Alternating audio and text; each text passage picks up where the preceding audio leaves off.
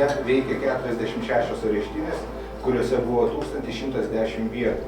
Ir atėjo krizė, buvo sumažintas finansavimas, policijai reikėjo ieškoti būdų, kaip taupyti lėšas, kaip pagerinti žmogaus teisės, nes areštinių būklė buvo iš tiesų skirtinga visų.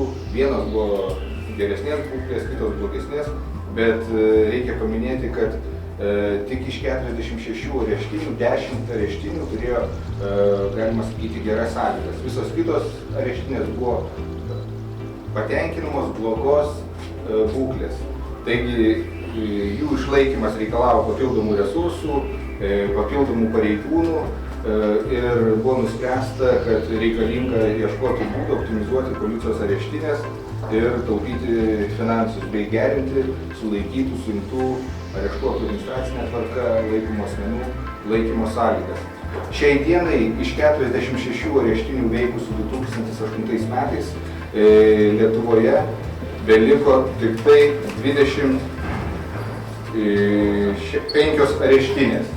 Visos, kurios buvo numatyta areštinės, jos yra uždarytos, kitos areštinės buvo atremontuotos arba renovuotos.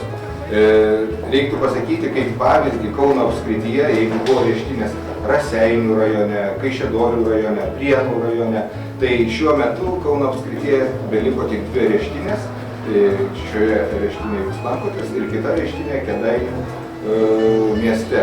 Lietuvoje nuo 2000 metų kas 4 metai lankosi Europos komiteto prieš kankinimą ir kitokį žiaurų nežmonišką elgesį ar baudimą atstovai.